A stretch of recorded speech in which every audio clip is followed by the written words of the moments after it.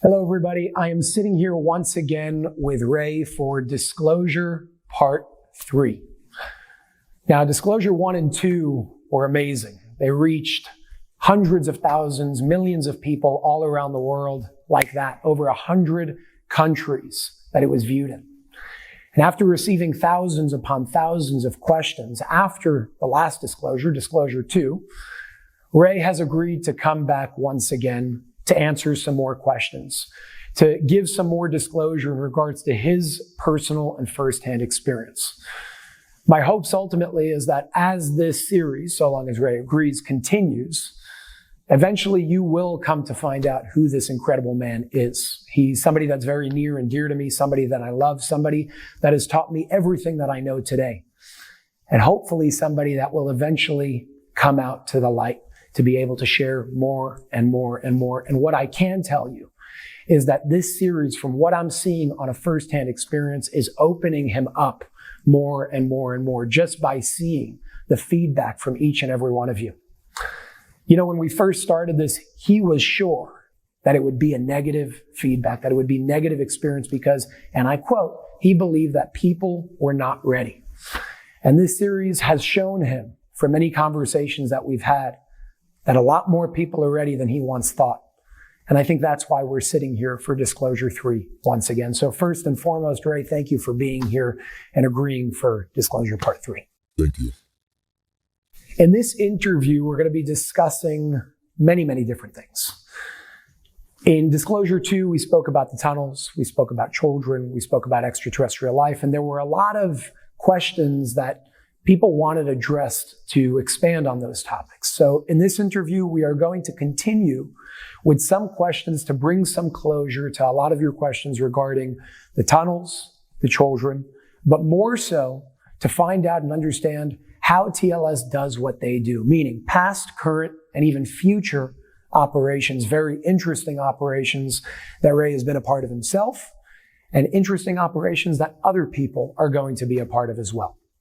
In addition to that, we're going to be speaking about extraterrestrial life in a very unique way and understanding what their role is and how their role plays into humanity today. Meaning, why are they really relevant to our growth as human beings today?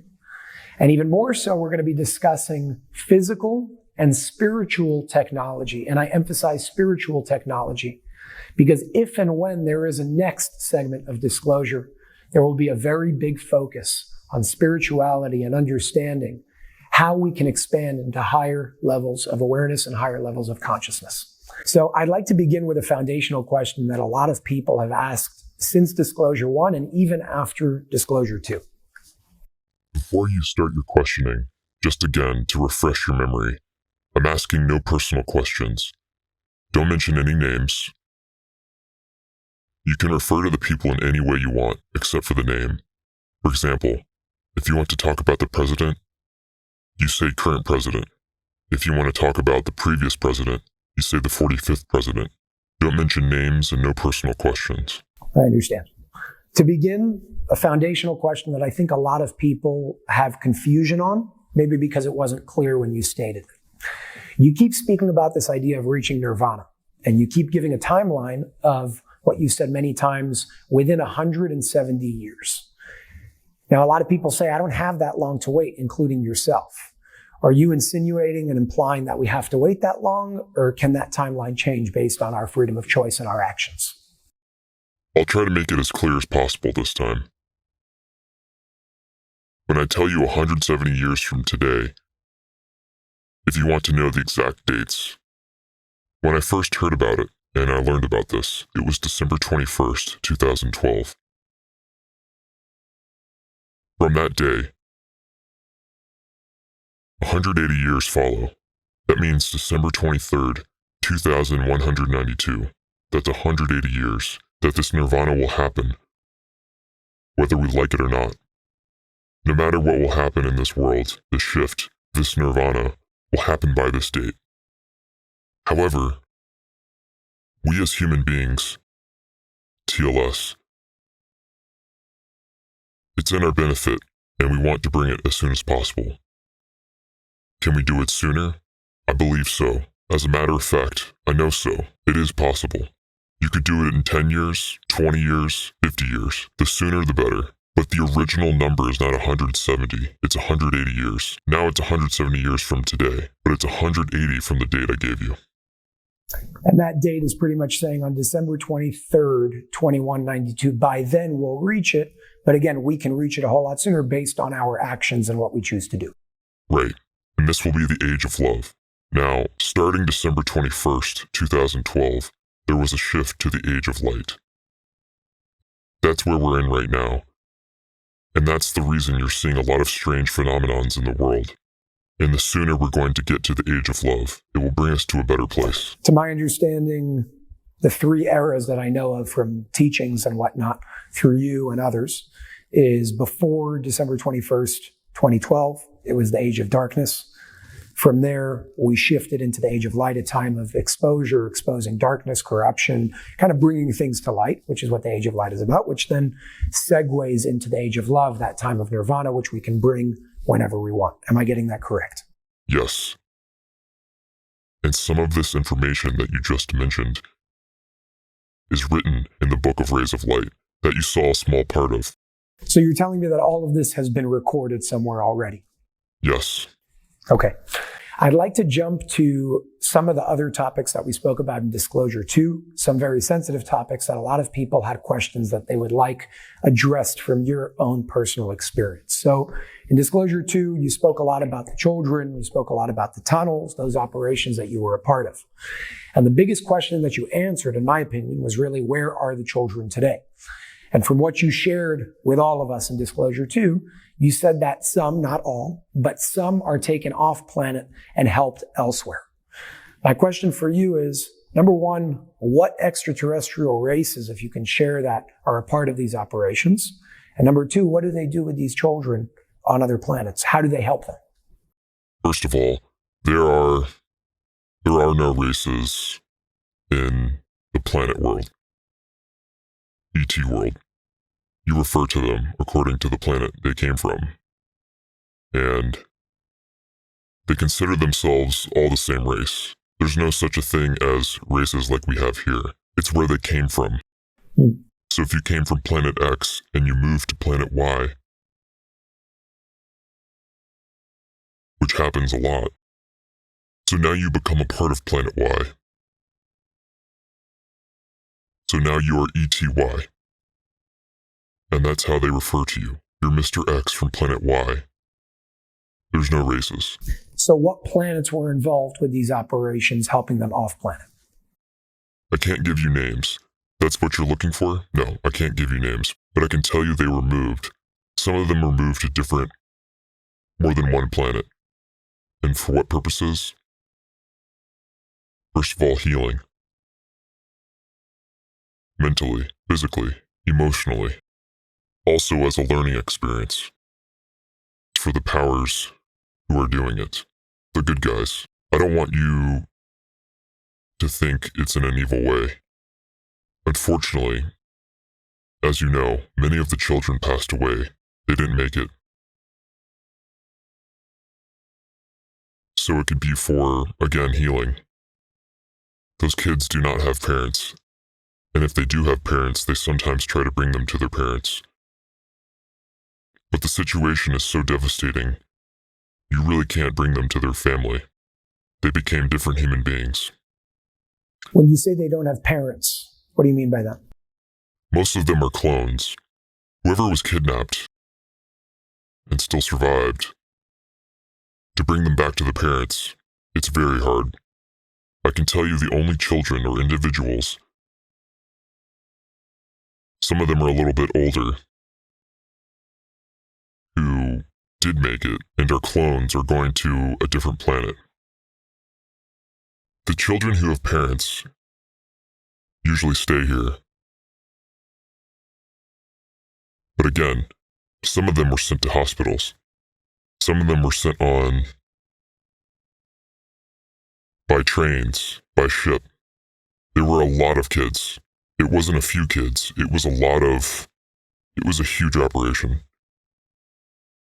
And those operations happened repeatedly. It's not like one time, 1 month or 2 months, 2020, 2021. There were certain operations that were big and huge compared to other times. But they're doing it all the time. The few kids who are from here, so-called, they have real parents. They're doing their best to bring them to their own family. But it's very hard to make it happen due to the nature of the devastation and torture.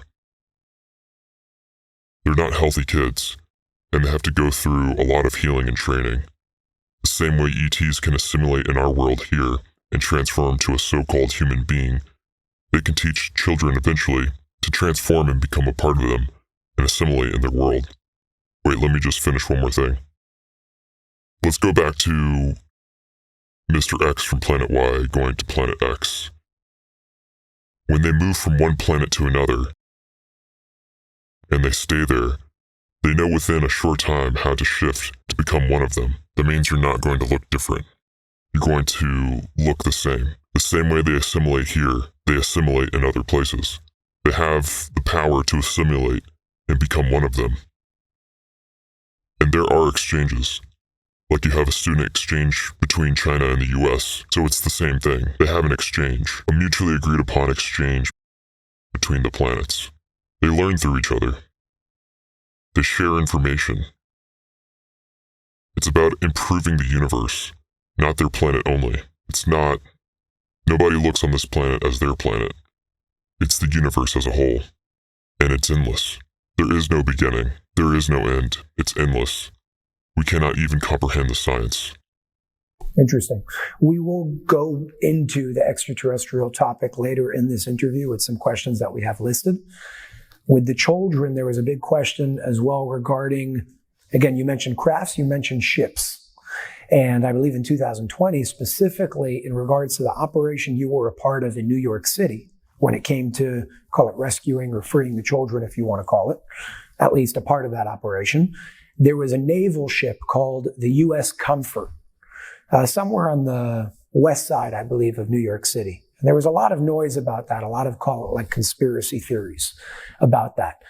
Did the U.S. naval ship Comfort have anything to do with the operation you were a part of? All I can tell you is that there was more than one ship. And I can't go into the details you're asking me, but the ships were used to transport children to different places. Trains, planes, and spaceships as well. Are you able to disclose whether or not the U.S. Naval Comfort is connected to TLS? I can't talk about this. I can tell you there was more than one, and they were used to transport kids. Yes, obviously those ships were under disguise. You can't say TLS is coming to pick up kids. But yeah, there were other ships. On TV for some reason, because it was connected to the Pentagon, I'm assuming, they spoke about this particular ship. But I cannot refer to details like that. You mentioned the cloning process. A lot of these children are clones, which is why they don't have parents. There were some individuals who asked, do clones have souls? Now, of course, you and I have spoken about that, but I want the audience to hear it from you. How does cloning affect the spirituality of a being? Everything that's alive has a soul. Everything, including plants, just a different type of soul. There's a difference between the soul of a dog and a human being. Of course, a dog can reincarnate as a human being, and vice versa. So the soul does a certain shift. But everyone has a soul, even if they were man-made. So let's move on to the next question regarding the tunnels, just to kind of give closure over here for those questions, because I don't just want to leave them unanswered. I do want to answer them and then move on to the really important and shifting conversations that we can have here. So you mentioned a train system that is operated throughout these tunnels, a train system that can take you from New York to Europe, I believe you said, within 20 minutes, a train system that you've been on. The question is, if these tunnels are operated by what you call evildoers or psychopaths, how is TLS able to take over them and operate them? Certain people in TLS have the knowledge of how to operate their technology, which in this case is the train. They have the knowledge how to do it. In addition, TLS has a method that could be used on certain people.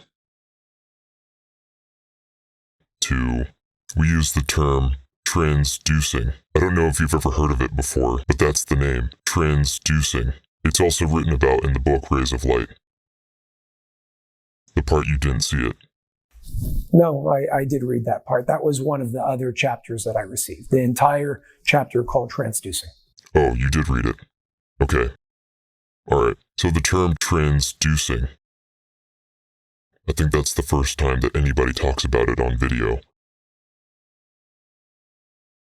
But this method gives me the power, the knowledge and the power to transduce you. Meaning I could, let's say you are the train operator. I could make you operate the train and take me wherever I want to go without you resisting me, or knowing that I'm the enemy, so-called. A lot of people, you might call it hypnosis, but it's not. It's a different system that I can't really explain to you how it works. You could learn it. It takes a little bit of time, but once you learn it, you could do it. Obviously, once you are trained to do this, you got to do it only in the form of a mission. You can't do it because you want to play around, and so they use that as well. It could be used in many, many aspects. This is not something that came from a different planet. It's something that was introduced here on Earth. And it's very new. It's not that old. It's less than 10 years old. When you say it's not something that came from a different planet, is it a form of like physical technology that you use or something mentally that you're talking about? All spiritually and mentally. There's nothing physical. Well, the only thing physical is that I am. I will touch you or shake your hand or touch you on the back without you understanding. It would be very innocent. And through this, I could use your energy to transform or transduce whatever it is that I'm trying to do. I can do it while you're awake. I can do it to you while you're asleep. I can do it to you while you're awake and put you to sleep. There's many forms of how to do it. And then you get what you want out of the subject and you move on. You don't hurt them. It's not painful. It's just when you find out that somebody did that to you, your ego is hurt because you were being controlled for a short period of time, because somebody was trying to get something out of you. In a form of training, I did it once to somebody who was like, later on he found out because he was a friend. I did it as a test to see how things, this is part of the training. And he was extremely hurt. But again, I didn't do anything wrong to him or hurt him in any way. Extremely hurt emotionally. Yes. The concern with something like that is if the wrong person has access to that type of knowledge or power, you could start doing some terrible things. So number one, do you know if anybody on that dark side, psychopath, evildoers have access to something like that? And if so or if not, does TLS have a way of ensuring that that doesn't come out? No, the only people who have access to this method is TLS, and very few people in TLS have this knowledge. Nobody outside of TLS has it. And that's how they keep it secure. Yes. Nobody has it. I can guarantee you that. It's a very unique system within TLS. Case closed. Nobody has it. I want to move on, kind of piggybacking off of, just like you explained, how you would use certain powers in an operation like transducing. I want to speak about past, current, and maybe even future operations when it comes to TLS. My intention of bringing this up right now is to be able to show the viewers how TLS actually fulfills their mission and their purpose. And their mission and their purpose, of course, is to help sort of like assist and elevate humanity to that higher level of awareness and consciousness without the casualties, without the damage, without the bloodshed. So first and foremost, in Disclosure 2, you spoke about how over the past couple of years, I believe over the past 2 years, 2,000 TLS agents died on the job. They were killed in many ways through operations. Can you speak about how something like that would happen? You specifically addressed roughly 700 agents in Australia, in the operations in Australia, that passed away mid-operation from doing whatever they were doing. How does something like that happen? How do they die during an operation? Most of them died within the tunnels. It was part of the tunnel mission. Australia was one of the big ones.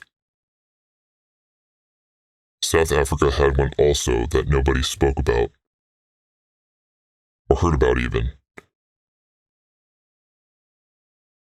But how do they die? Imagine a firefight, but the guns they're using are not. It's more of a laser gun, technology that only a few know about. And it was only an actual, I would call it a firefight, and people unfortunately passed away. More died on the other side, thank God. But yeah, we had big casualties. How does TLS inform the families of the deceased? Let me answer you in a different way. Let's say something will happen to me tomorrow in the mission. Nobody's going to inform my wife what's going to happen, most likely. They're going to create some kind of a heart attack, car accident, or something like that. And the police will inform my wife. Obviously, she'll know, because she knows what's going on. But most families don't know what's going on. My children don't know what's going on, so they'll get a notice and somebody passed away. Car accident, heart attack, stroke, whatever. In some cases, you don't have a body to retrieve, so they have to... Listen, there's a lot of alibis and stories you can make up to cover for something like that. But TLS never informs you of a casualty. And I'm assuming that's consensual on the side of the individual who passed away. Yeah, of course. You mentioned ranking from 1 to 10, which is pretty much the only thing you know before you go on an operation with TLS. Meaning they'll give you 1 to 10, 10 meaning you're probably not coming back, in your words of what you shared in Disclosure 2. Are you comfortable with sharing what the highest number on that scale you've ever accepted operation-wise? I'm not comfortable talking about this. No. Are there any operations you could share to, again, give a broader understanding of how TLS does what they do? We understand the tunnels. We understand the terrain. We understand things even having to do with weather modification. It could be solar storms and things like that. What can you share that you're able to share, that you're comfortable with sharing in regards to past and maybe even present operations that you've been a part of? Once again, with the intention of showing everybody how TLS fulfills their mission of why they exist in the first place. I can talk about something that happened recently. Okay, first of all, let me explain. TLS is always, unfortunately, to my opinion, is always on the defense, not on the offense, meaning they search for a problem. And if there is a problem, they will eliminate the problem. This, for me, is being on the defense as opposed to eliminating the problem, going after the heads of the organizations or the people who are creating the problem and eliminating them, the same way you are eliminating the problem. But again, I'm not going to get into it. We spoke about it before. I got my ways of doing things. They have their ways of doing things, and recently there were supposed to be certain weather modification, man-made by the psychopaths. I don't know if you're paying attention lately. There's a lot of natural disasters. They're giving you a story Climate change. Everybody is swallowing this BS and claiming everything is climate change. Well, the climate is changing, but not because it's a natural occurrence. Everything that you see, for example, the floods in Australia that happened recently, the huge fire that never happened in the history of Australia, the floods that happened just recently. You hardly hear about it in the news. But I'm talking natural disasters that never happened before. The floods in Australia are huge. They should be talking about it 24/7. Why Australia before we continue? No, I just gave you Australia as an example. It's happening all over. So I'm giving you an example of Australia as something that happened that was supposed to be eliminated and stopped. But TLS and other good organizations failed. However, most of the things that are supposed to happen are being stopped and eliminated. Can you give examples? I can give you an example that happened recently between the last 2 months. January, February, and March. An operation that I was involved with. We were supposed to get a tsunami on the east coast of the United States, especially New York Harbor to Boston Harbor. But I'm not talking a tsunami like what happened in Thailand, if you remember. I'm talking about a tsunami that the world never heard or seen before. It was stopped. Obviously, nothing happened. Nobody talks about it because it was kept quiet, you understand? There was another one supposed to happen in the Middle East. Israel and Egypt. It started in Cyprus, supposedly an earthquake in Cyprus that created the tsunami. For some magical phenomenon, nothing happened to Israel. Egypt was hit with a tsunami. Not a big one, but a tsunami. Nobody mentioned anything.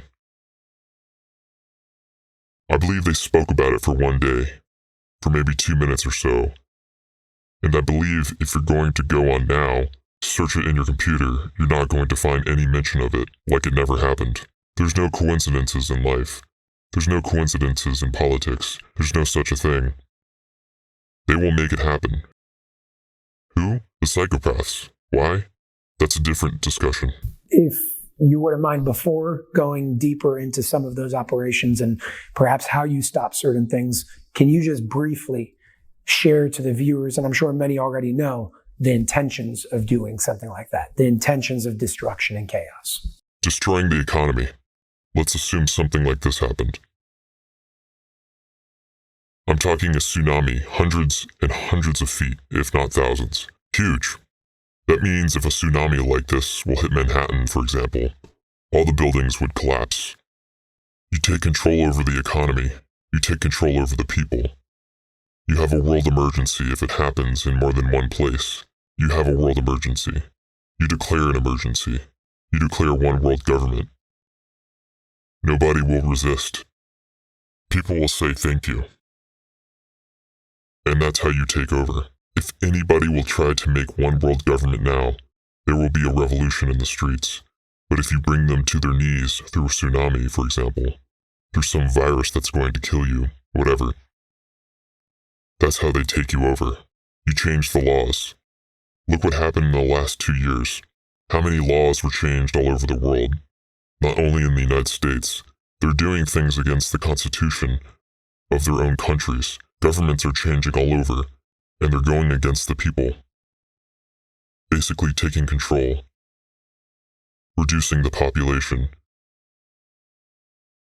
And taking control. It's not only money. It's really governing you in a way that they want. And to me, it's a form of slavery. That's the way I look at things. So to shift focus back to those operations, how can one or an organization induce something like a tsunami of that level or an earthquake at a high magnitude? And how do you, as yourself, as an individual and TLS, stop it? Let's answer the first one first. Okay. For them to create a tsunami, it's very simple. If you remember, we spoke about EMLP.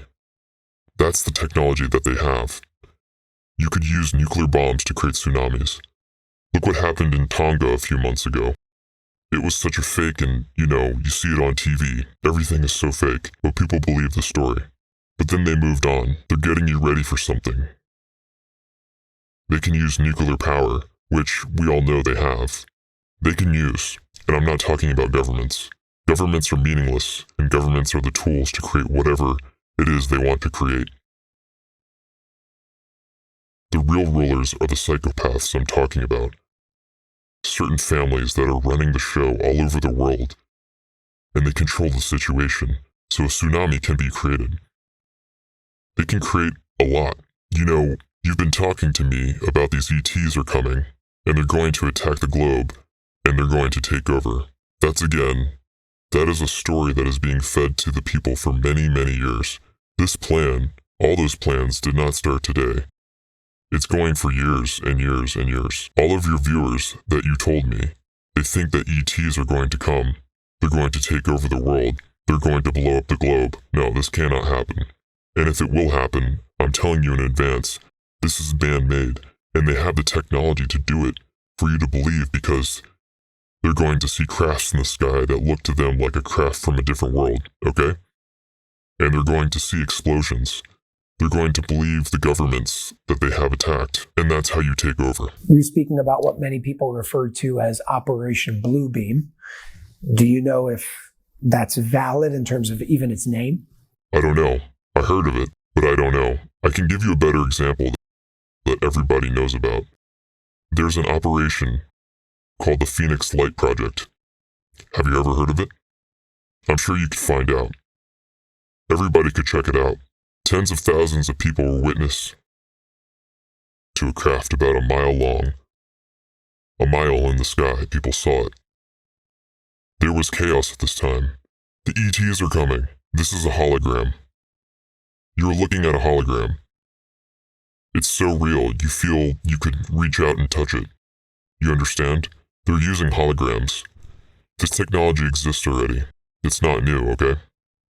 They're talking about bringing TVs now, like new technology. A TV is going to be a hologram.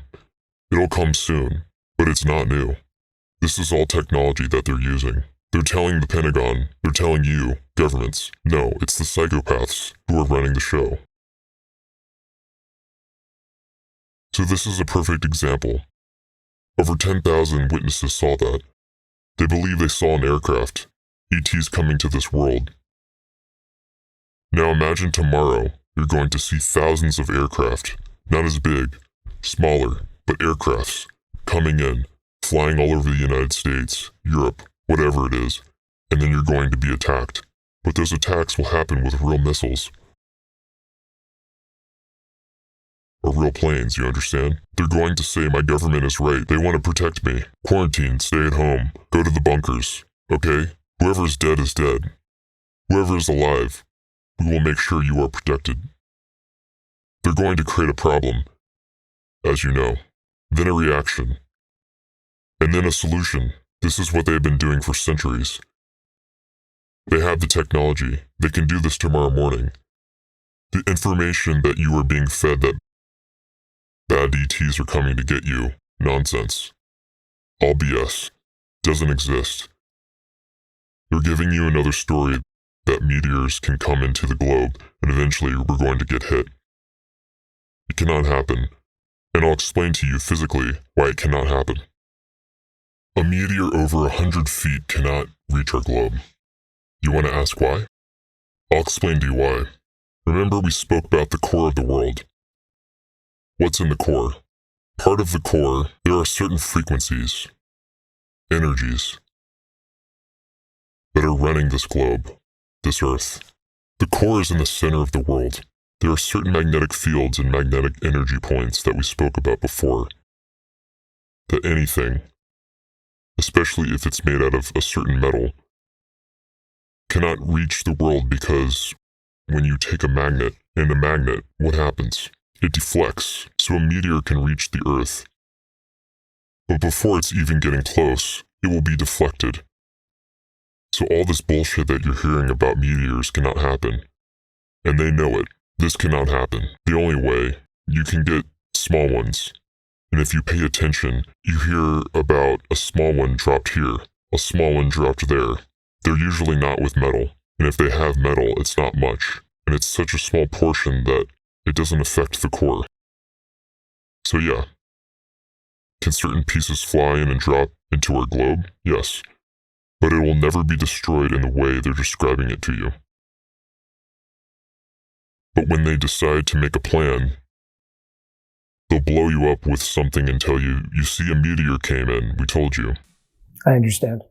That's very interesting. I've never heard that before. The only question that comes to my mind, and we'll go back to on topic with the weather modification, is the idea of, and right now it's just a theory really, of this idea that when there were dinosaurs here, there was a big meteor, massive meteor that came to wipe them out, which according to that story, again, I don't know all the proof over there because I'm not an expert with it, but according to the story, that would say that what you just said is false. But I've never seen it with my eyes, so I can't speak on that. Planets can destroy themselves with the inner energy of the planet. No planet can destroy another planet. There are trillions and trillions and zillions of planets around this universe. There was never an accident that they collided, and it will never happen. That's how the universe is built. You could never have an accident with planets. They could blow up on their own, eventually, after billions of years, because something energetic happened within the core of this specific planet. Yes. We can blow up tomorrow? Yes. Your story about dinosaurs? Bullshit. I'm not going to get into it now. Now go and argue with all the scientists in the world. They're going to tell you I'm nuts, but I'm not going to get into that now. Okay, so I want to backtrack for a second before we go on to the next topic and keep the conversation flowing about, you explained how they can induce these problem, reaction, solution, but problematic attacks in the form of natural disasters and all that. How does TLS come by and stop something like that? Excuse me 1 second. Regarding problem, reaction, solution, there's an actual project within your government. They call it PRS. There is a project that's known for many years. It's supposed to be very secretive. Now you understand why I'm telling you. Don't mention names and don't want to. It's supposed to be very secretive. There's an actual, and I'm talking only here in the United States. Forget the other countries. Everybody has something, okay? They're actually calling it PRS. They have a project called MLB, Men in Black. MIB, I'm sorry, Men in Black. You saw the movie, right? But it's a project. It's a project that's here for many, many years. Men in Black are agents that were trained to mainly be assassins, okay? And I'm not talking CIA.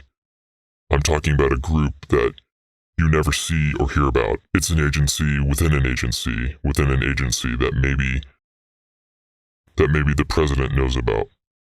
You understand? And I don't think your current president knows anything, okay?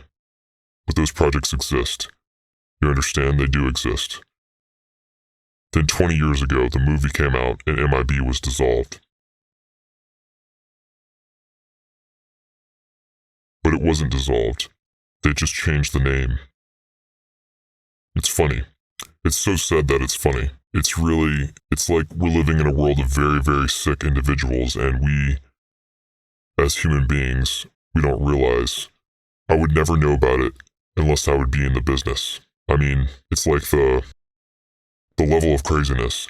You cannot even start to comprehend what they're capable of doing. MIB, officially, is closed, but they just changed the name.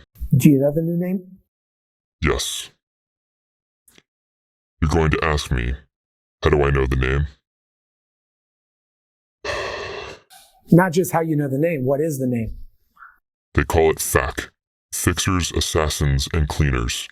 Fix, assassinate when necessary, and you clean your surroundings when you're done. Wow. Yeah. You're going to hear about it, probably in 20 years. They'll make a movie about FAC. Wow. Yeah. I've never heard that one before. I know. Very few know about them. Okay. I got permission to tell you about it before I came, so that's why I'm saying what I'm saying. I hope I'm doing the right thing. So back to my thing. My point is, very nice that you are stopping and eliminating problems. Why aren't you going after this organization, FAC? Why aren't you going to the head of the organization? He's in hiding. Nobody knows who the chairman of the board is. but he's from the government. And who is the government? The psychopaths, those families we spoke about that we're not going to mention names. It's all connected. It's the same thing in Europe, same thing in Australia. They just do whatever the hell they want according to the agenda they have. Once again, I want to bring us back to how they do what they do. When I say they, I'm now speaking about the TLS organization. How do you stop these things? It's great to say we're stopping it. Is it physical? You said many times it's spiritually oriented. How do you stop an induced natural disaster? Better yet, how did you stop what was supposed to hit New York and Boston? I'll answer you in a different way. Most of the methods that we at TLS are using is spiritual. 10% is physical. Obviously, you need physical with the spiritual. I'll give you another example. An explosion of lava. How do you stop that? You use spiritual methods that I cannot discuss here to... You are able to stop it if you know in advance that it's about to happen. Can you stop the explosion of a mountain? Yes. Even if it's a natural occurrence, you could stop it. How? Let's assume you're going to join me on a mission, and you're going to watch me from the side of what I am doing, or the team is doing. To you, it's going to be perceived as prayer. To you, it's going to be perceived as energy work. But most likely as a prayer. It's not. It just looks like that. It's knowing how to use energies from human beings and from the core of the earth and the earth in general. You got to know how to take this energy. These energies are extremely, extremely powerful, but it becomes more powerful when you know how to put them together. And then you could basically stop almost everything. I want to speak about you mentioned 36 main energy points that TLS would use for certain work. Before we get to that, I want to ask you, when it comes to call them like supernatural abilities, it could be levitation, telepathic communication, telekinetic movement, moving things without touching them, shape-shifting. How are these things actually applied and used in an operation? Let's start with levitation. Why would levitation ever need to be used in an operation? Perfect example. It's faster than the train. If it takes 20 minutes from New York to Portugal, I can do it in 2 minutes or less. Can you explain that process? Levitation? I'm asking that with regards to part of the teachings that you've taught me with the difference between an out-of-body experience and then what you would call an ascension, which I've never heard spoken about anywhere else.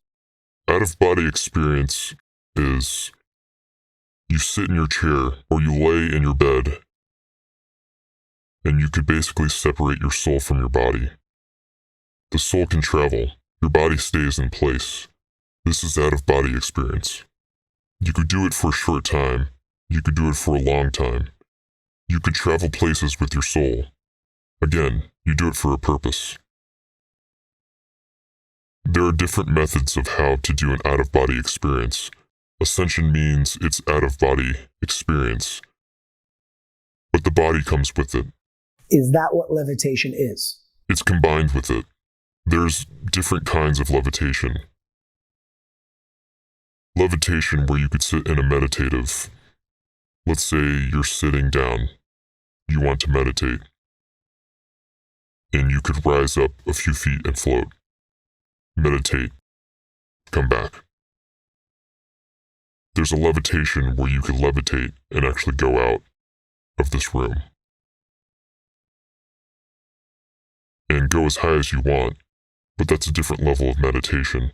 It's like you have different levels of teachings, different levels of gurus. Everybody knows what they know. It's all about the teaching. So when you start low. Eventually you could go higher.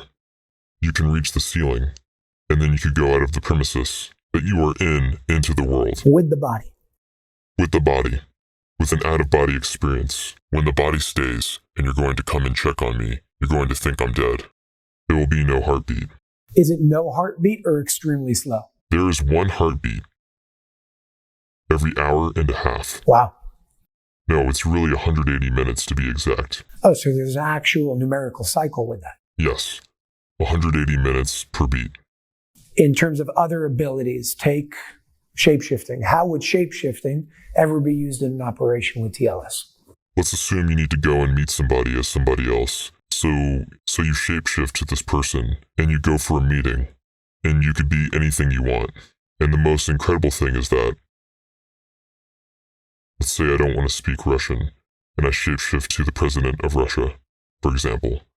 I will be talking Russian without knowing the language. When you shapeshift to that form, are you still in your consciousness as Ray, but taking over just the form of what that body looks like? Meaning, would there just be a double of that president, let's say? Of course, it's exactly what it is. Does TLS ever use doubles for any reason? And if so, how? All the time. You want an example? You always want examples. Okay. I needed to travel somewhere for a job, but at the same time, I had to be in Europe. So they get you a double that looks like me and speaks like me. Even my wife didn't know it was a double. Now she knows because she's going to see the video, but yeah, and they can provide a double who speaks like me, who looks like me, and moves like me, does everything like me, and nobody will know the difference. Where does memory hold in that? Is there a brief after the fact that you have to be filled in on when you come back? When you become a double to take somebody else's place for a period of a few days, you need to train them on memory. You need to give them like you're downloading information that only he would know. Because if you don't want his wife and kids or partners to know, he has to act normal. You're doing your best for those days not to interact with people. You stay low. You don't go to work if you don't have to. You don't go to dinner with friends if you don't have to. You stay away as much as you can. And then when you come back, they fill you in. So-and-so happened. Let's say the double went to lunch with my wife, my cousin, or whatever it is. So they tell you, listen, on this date at this time, you were having dinner or lunch or whatever it is. So if it comes up, you're not, you know what you're talking about. And it happened to me that people mentioned things and I was ready for the answer. What about the opposite? People mention things and you so-called forgot because you don't remember because you weren't there. Never got to it. I was always on top of it. I was always ready. There was one time that there was a double spending a day with my cousin for the whole day. Best time of his life, according to him. And I met my cousin, actually a day and a half later, and he was talking about the day, and he never understood it wasn't me. Look, it's so weird. It's so unbelievable that even somebody will tell them, this is what's happening. Nobody's going to buy the story. Nobody's going to believe you. It's like things that nobody talks about. Nobody knows, and nobody can comprehend because it's not only making a body double that looks like you, he talks like you. If you have an accent, he has an accent. You understand? Everything is the same. How do they do it? I have no clue.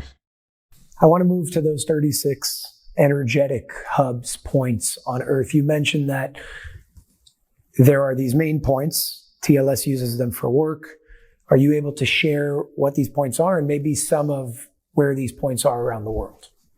Well, there are 36 points and 1,800 subpoints throughout the world. It's the same like when you charge your cell phone. I would go there to charge my body, myself, my soul. It's an energy point that I need, first of all, to fulfill myself and my soul, and in order to have the charge to do the work. So you would go to the point, charge, do what you need to do, and then go elsewhere to execute an operation or a mission. That's one way of putting it, yeah. There are many variations. It's not like one way that you describe it. With the exception of Israel, because you already shared that in disclosure too, can you share overarching, without too many details, where some of these points are?